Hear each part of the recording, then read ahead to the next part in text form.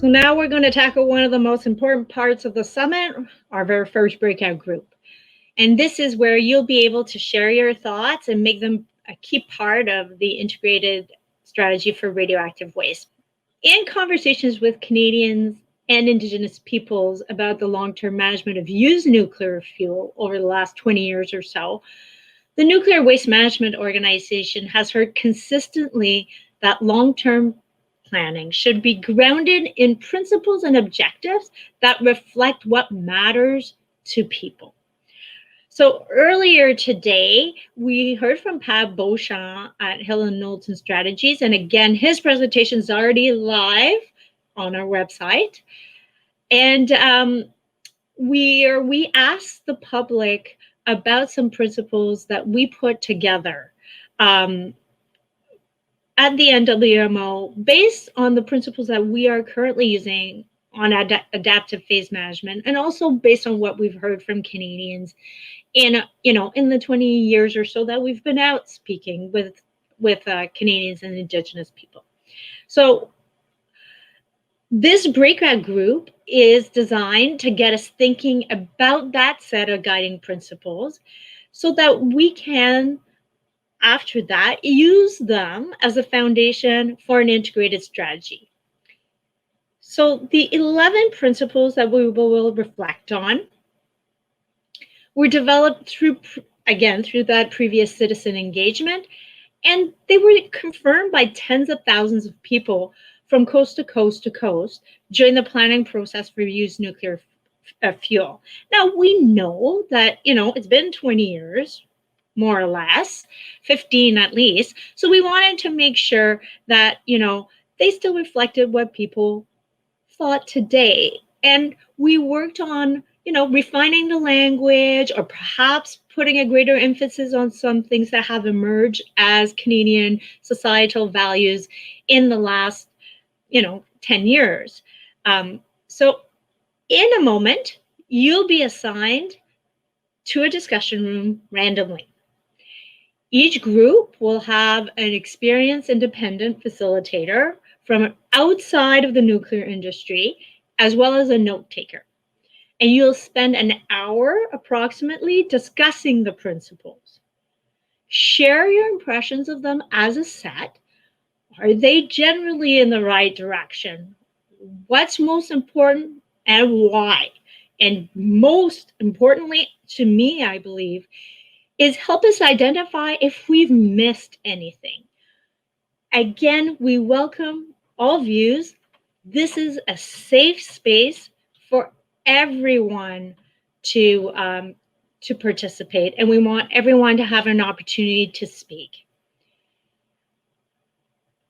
As we move into these conversations, I encourage everyone not only to share your perspectives, but to listen to others.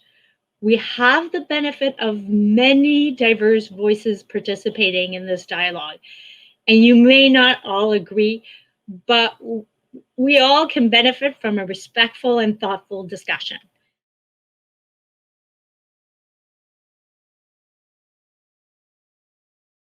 So now we're going to hear the summaries of the thoughts on the guiding principles that should form a starting point for the strategy from the facilitators of each of the discussion groups. And what we're going to do with that input is after the summit, we're going to take all that back, adjust any of the principles as needed, and then put the final principles on our website. And then use those going forward for the development of the strategy. So we are going to start our conversation today with the facilitator from our French panel. Over to you, Lisa. Thank you. Yeah, we had a very small group, but it is really important to make note that we had the French-speaking group. It did come out that the strongest principles for them were both the safety and the security of the establishments, but it was noted that it's important to highlight health and safety in the language that needs to be indicated on that. We were using the abbreviated notes as opposed to the lengthy documents. So, and they had not seen these before, so that did come up in discussion. A couple of things that were noted that were missing. One was around timelines, the importance of making sure that the principles identify the urgency and the timeline so that there is mention of that. And also that there's an expansion on the use of scientific information, educational information, getting really clear about all of the background information that's going to be used. One thing that was missed was the term sustainability. And we had some discussion around that being a global term that is used in many industries to encompass so many things like local communities and environment and all of that. So that was very much noted that sustainability was missing. So those were the main highlights, really emphasizing health and safety for the people in the communities around the establishments, highlighting sustainability and the timelines over time and how quickly these things would be implemented. It was questioned around using the term transparency and wondering if that term has maybe been overused and what does it exactly mean in these principles. And finally, I just wanted to mention that we received feedback that translations really need to reflect the context and the cultural implications of the people that will be reading the French language documents in the future. Thank you.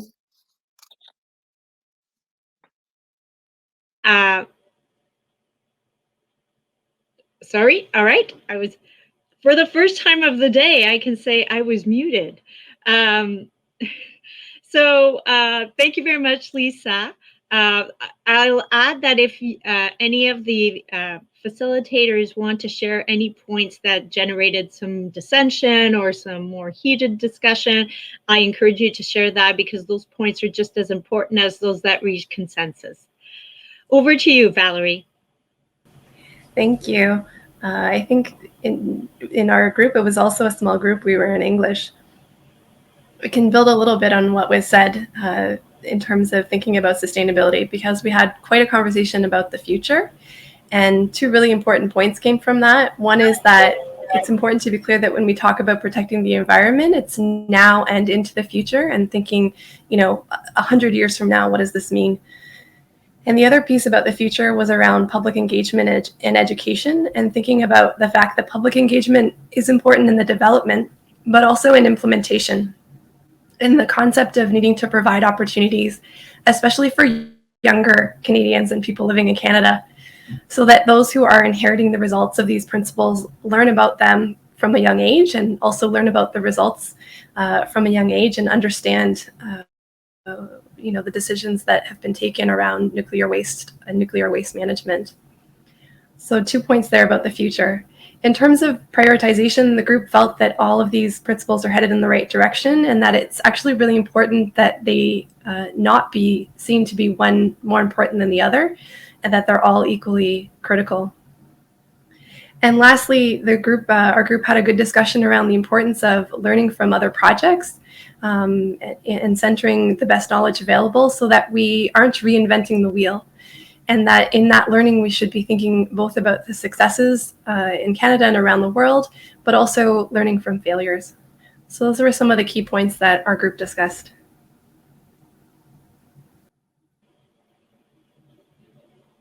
Thanks, Valerie.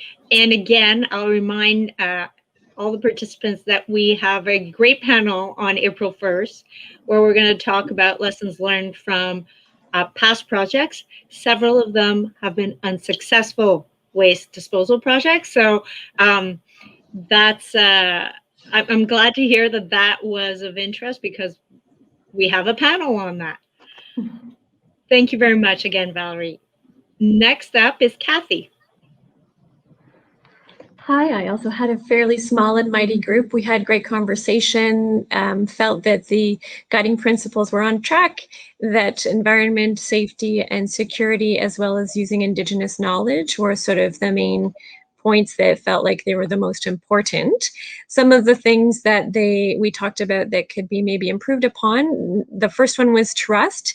Regarding the NWMO maybe being regarded as more industry aligned, and that it could be restructured to be more representative of the wider public and more people involved might be something that could happen from the trust perspective.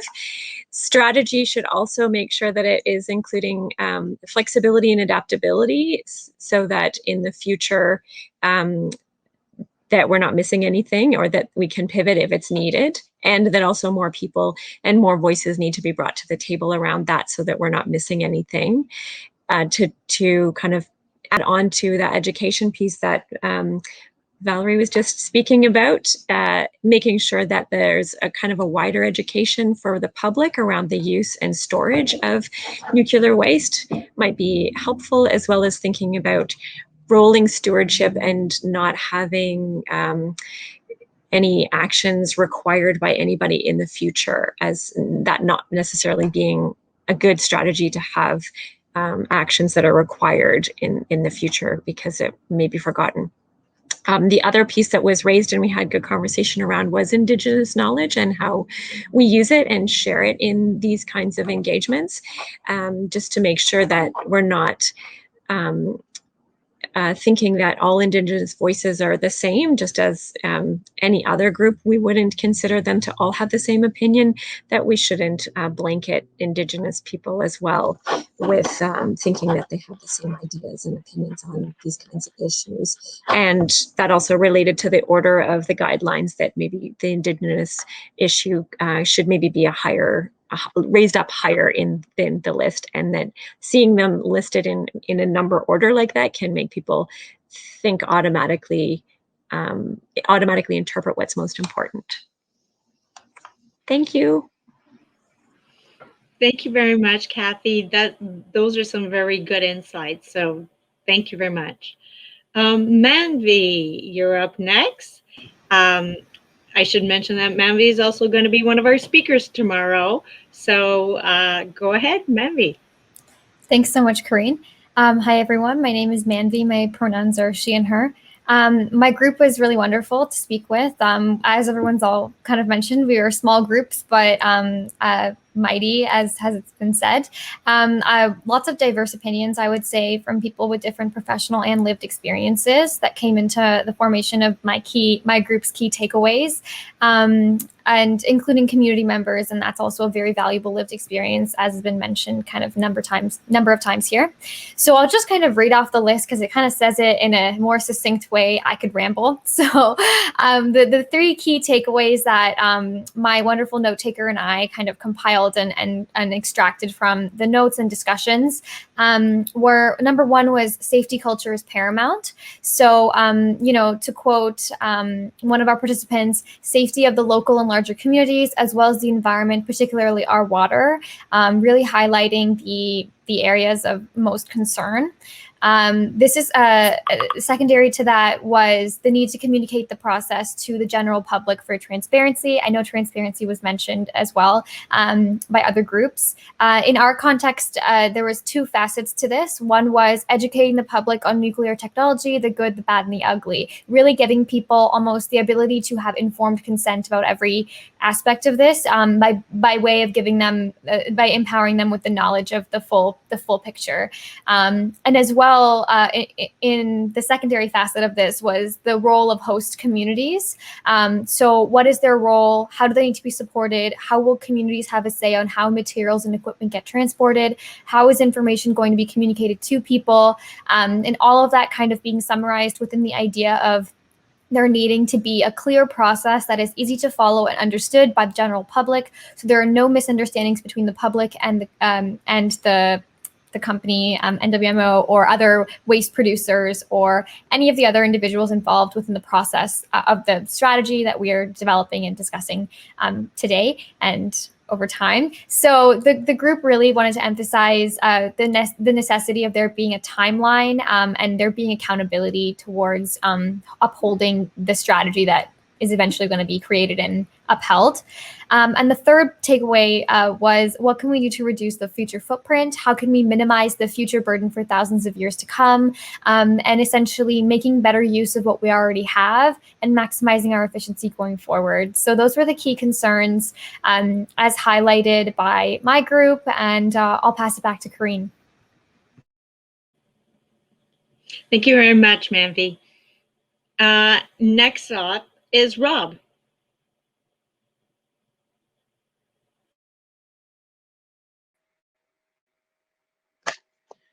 Hi, everyone. Thank you for that, Karen. I just would like to say that so far, I can't reiterate enough, I guess, the participation level. I also had a small room, but they were very much engaged. They were actually quite knowledgeable, a little more than I would be. But I think their purpose of participation was clear in their evidence of the feedback that we were given. They were very respectful of ideas. I think the two main groups that participated in my session, really reflected the economic, side with respect to the supply chain in terms of their involvement, as well as the other side, which was the Indigenous part. And so, the themes really emerged that represented those interests. So on the Indigenous side, I think it's been said a couple of times already, but the focus on the traditional knowledge aspect, and that more should be not just in relation to engaging with elders and that group, but also encouraging the involvement of Indigenous youth in this process. And so I really like that idea. The second thing was also around some of the regionalism I think that they foresee, and it's ensuring that those that are impacted directly with respect to their lands are engaged extensively. So ensuring that they're involved in the process kind of early on, and as you go along. So I thought those were the two main key points on the traditional knowledge component, but it also speaks again to the to treaty rights. I think for those groups, it's respectful of the areas and the regions in which you're choosing to speak with. So the second part of that, of course, I guess, is with respect to the supplier component, and it was really around building strategies for looking at the issue of the volume of waste reduction. So ensuring that that's a key part of this, because the impact that it could have on communities with respect to jobs and that kind of thing should also be something that's shared or at least explored through this process. So that's kind of it for me.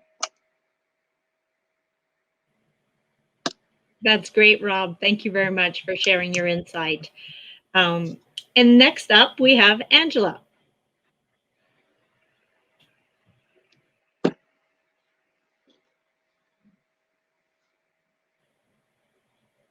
Angela, you're muted. Just 1 second. There we go. Sneha? Sorry, we're having a bit of a technical issue right now. Hi, everyone. Can you hear me now? Yes. Yes. Hi, everyone. Thank you, Karine, and thanks for stopping me there. We also had a small group, but that didn't stop them from sharing their voices, which was fantastic. It's generally agreed that we are in the right direction. We're probably about 80% of the way there with the principles that are there, and a lot that's already been said, but just building on the fact that the environment and safety is definitely paramount, that's really important. When it comes to the use of scientific knowledge, we need to accept that this is always changing, so it needs to stay up to date. It was also communicated that the nuclear industry struggles with its communication, and that while we're pretty good at engaging and informing the public, as has been said earlier, it's almost as though there needs to be an education component, that people really need to understand this space a lot better than what is currently the case. We had an interesting thought that these principles are so interwoven, yet you can almost break them into three clear categories. The one is around all the science-based and risks aspects, which it was felt are probably at the top and the most important. Then the piece around consent, which is really around engaging the public and developing them in ways that incorporate Indigenous and traditional knowledge and the likes, and then the implementation criteria around being fiscally responsible. So sort of in that order was quite agreed. And then with that said, we all agreed that it's always going to be hard to get people to agree, because at the end of the day, we are all humans, and whatever we put on paper, at the end of the day, we still need to be able to all agree on what's been implemented. So I think that's most of it from my group. Thank you very much. Thank you, Angela. again, some really good feedback all around. It's great for, I think, all of the participants to hear. We can all hear and learn from some of the feedback that we're getting here. So after Angela, we have Nala. Hello, can you hear me? I'm not on mute. Yes? Okay, thank you. Hi, I'm Nala Kaur, and I had a wonderful group as well, very respectful, very knowledgeable, listened well, spoke well, and very engaged. And I don't want to repeat what's been said, because I think it's amazing how the themes continue to emerge, which shows how much synergy there is and how what is important does surface. The comments from my group, again, all very important. The principles, 11 is many, so not sure we can remember all 11. So part of creating this rallying around the importance of these principles is there a way to merge them and yet still have them feel like they're substantive? Because some did comment that they sound like motherhood statements. They feel good. They sound good. Like, who wouldn't agree with pretty much all the principles that are laid out? So in order for them to have teeth, is there an opportunity for us to be able to layer this, the more specifics around, what does it mean to incorporate Indigenous rights, and what does, respect for the environment mean? So is there an opportunity for us to dig a little deeper and make them more concrete, so that people can say, okay, now we're saying this principle is showing up, and here's how it's playing out, and how are we measuring towards that? And so I think what was mentioned in terms of what's missing specifically was the piece around urgency. What is meant by urgency? Is there a political will to make those decisions, those tough decisions that, you're not going to get everyone to agree, but is there some way that there is that will to do things that perhaps may not be popular but necessary, or incentives for the generators? So it's a difficult issue to handle, because there are competing agendas sometimes and competing priorities. Transportation was another big one that came up. And recycling, reusing, how is it being reprocessed? Who will regulate? Is there an overarching governing body that is going to oversee from a federal perspective, from a provincial perspective? The other piece that came out that was important to call out was the role of municipalities. Right now, the municipalities feel like they are included with the general citizens, but they need to be recognized as specific stakeholders, because their engagement will look different, because their mandates are different. So engaging early on and developing real relationships with the municipalities is important, so they feel that their voices are being heard. And protecting those host communities is a big one during the whole life of a project. So when you build a nuclear facility, what is its lifespan? And what's the exit strategy? And how will that impact those smaller communities? And are there, what are the accountabilities? Who's being held accountable? And if there are catastrophic risks, how do we address that? So can the principles call out some of these more critical pieces with more specificity? So another point around what may be missing from a big picture is performance. Like, is there a performance regime associated to each principle? So again, what is the measure around how are these principles playing out, and how do we ensure that we are adhering to these principles as strategies and objectives begin to play out? And I believe someone also made the comment that the top 5 strategies are legislated. Okay, so those are around transparency, engaging Indigenous people, and knowledge, and principles are principles that are newer and evolving. So that's my input. Thank you. Hopefully I didn't take too long. No, that's great. Thank you. We want to get, a good feel for the conversation. So that's, you gave us that. That's definitely so much appreciated. Thank you, Nala. Aarisha, over to you. Perfect. Can everybody hear me? Yeah? Awesome. Thank you, Karine. And I can see from everybody saying there seems to be a lot of similarities when it comes to talking about the principles. Safety about the environment, caring about the environment is something first at hand. And I guess I would talk a little bit about the things that we've talked in my group. It was a riveting conversation. A lot of people had amazing views to share. Among the few, I will mention education was a big component. The use of language when it comes to advertising or maybe speaking about nuclear waste. It seems like as if there's a lot of technicality or a lot of technical languages that is being used. So if maybe we could change it to even a more inclusive way so that everybody can understand what is the issue at hand. I think a lot of folks have mentioned that. In terms of timeline, it's something also that came up, and expediting the timeline, but also ensuring that maybe there is enough research, even if it takes a little bit longer, but making sure that there's enough care in terms of talking about the future and for the future generations to come, which is, again, going back to one of the biggest principles going back. Another thing that came to attention was attention to nuclear communities that are actually in contact with the side effects of having these nuclear industries, right? Even though we are consulting with average Canadians, maybe special attention to nuclear communities and their legacies.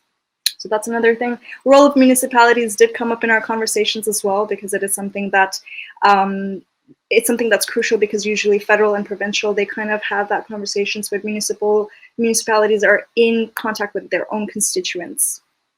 And future versus current location, it's something that also came, and I thought this was really interesting and something that's often unheard of. And basically thinking about or reimagining what happens when that facility closes down, maybe like down in the future, right? And what happens to that facility? Does it go back to the community? What happens there? So a lot of those questions came as well. Maybe that should be readdressed in the principles, even though they find that it's in a good direction. And yes, safety for generations. And I'm going to try and see if there's anything else that I'm missing. I guess one last thing would be how to have better communication. So rather than having the education component, which is really crucial, but also maybe having more research on how to have public mobilization rather than just hosting council meetings and open sessions, because a lot of the times either people don't make it, people don't understand what's going on, but there are other ways that maybe we could research and find out how to mobilize the public other than keeping the language less technical. Yeah, I think that's mostly from my end, and just maybe even understanding what the scope of the principle, the guiding principle really offers, which kind of goes down to the list of points that I did. My group was great, fantastic. We had a lot of amazing conversations, and I hope I did justice by covering all of them. And that's all for me. That's great. Thank you, Aarisha. Neegann. Thanks, Karine. Ani Bojo. I just wanted to thank all the participants in our group. It was an honor to listen to them and have the discussion that we did. So in terms of initial reaction to the guiding principles, I think the general sentiment was that they are going in the right direction. There was really important feedback on I guess, cross-pollination between Indigenous traditional knowledge and the scientists doing this work. There was comments around how the relationship over the last 10 years between certain Indigenous groups and the NMWO has made very significant strides, and moving forward that needs to remain and be enhanced if possible. But generally that in terms of Indigenous traditional knowledge, the trajectory has been positive and welcomed for the most part by certain groups. I think there was a concern, and I've heard this from other groups, that the current goals for consultation and public engagement are not being met, and opportunities to enhance those efforts are welcome across the board.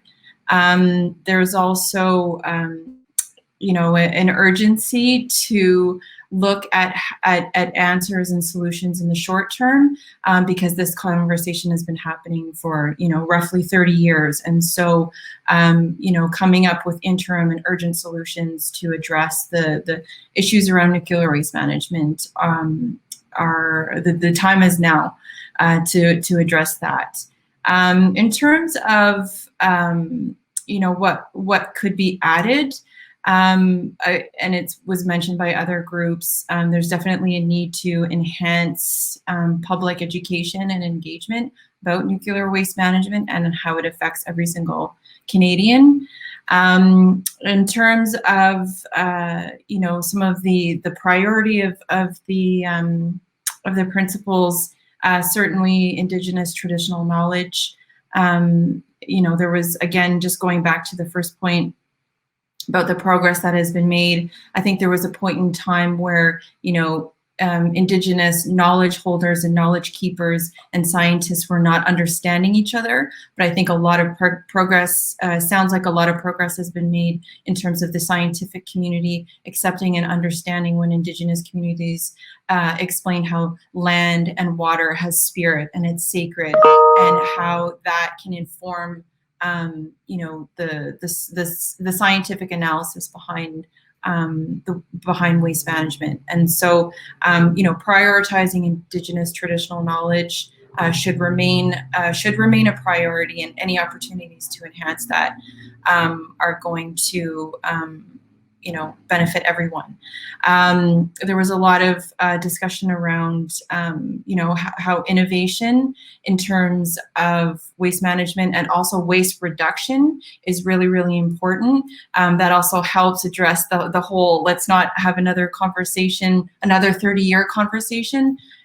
Innovation in terms of waste reduction now has been a promising practice that definitely can be enhanced, and there was also discussion, and it was mentioned in other groups, about learning from other areas and other jurisdictions and other countries in terms of successes and failures. So very happy to hear that there's will be a panel dedicated to this tomorrow. There was definitely some lessons to be learned on what not to do, and then also some lessons learned in terms of innovation and best practices, promising practices. Northern Europe was cited as a source in terms of being a leader in waste management. And that was it from our group. It was an honor to listen to them. They're very knowledgeable. And miigwech, thank you. Thank you very much. So the panel, the lessons learned panel is on Thursday, and we also have an international panel where we'll hear from communities, elected officials from communities where the waste is being disposed of. And we have someone from the International Atomic Energy Agency also participating in that panel, so it should be very interesting. And last but not least, Chief Ian Campbell, over to you. Yeah, thanks a lot. Hi, everyone. So we had an excellent discussion, and at the risk of being repetitive, a lot of the participants talked about safety being priority, but they went further to say that environment needs to be defined at its natural environment, and that safety isn't just people, but it's also the public as well as workers.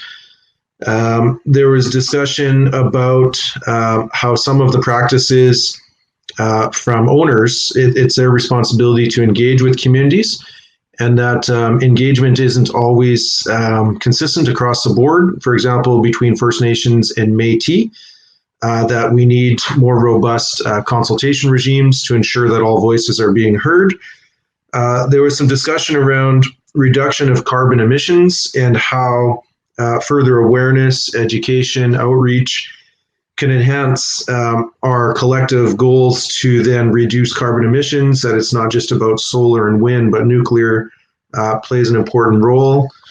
What was missing in some of this discussion around the principles, it was felt that best available technologies needs to be furthered in the priority, that that's an ongoing concern. It isn't just current practices, but continuing through innovation to find solutions, and that includes public engagement, making that a higher priority. There was discussion also of Indigenous rights and treaties and engagement being higher in the priority.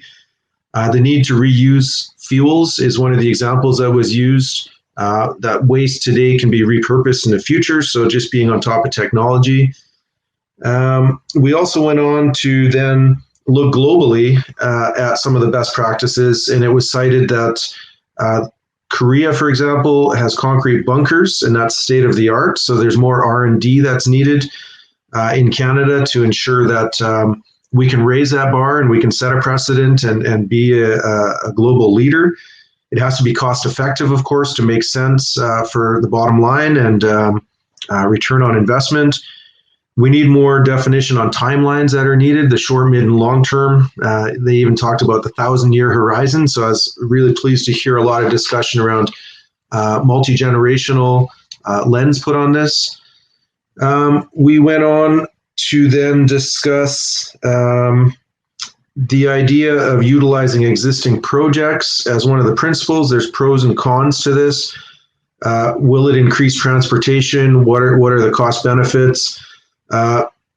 Ensuring that there's further definition on existing projects, because we see Saskatchewan, for example, is quite different from Ontario, where Saskatchewan may not have intermediate or high level waste at this time, but anticipating growth in the sector. What does that look like when we have different iterations of growth across the country? So that idea of existing projects, we spent a bit of time debating this and requiring further definition, citing all existing projects, the stages of the projects, and removing ambiguity around what that principle really means.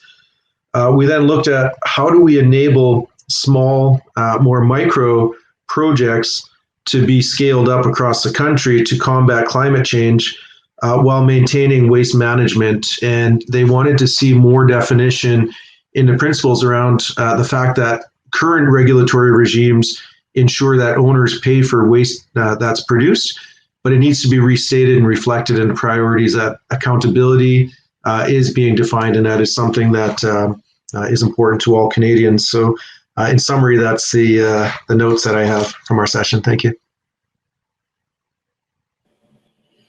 So thank you very much, Chief Campbell. And I should also mention that Chief Campbell will be also on a panel tomorrow. So tune in to hear more from Chief Campbell tomorrow.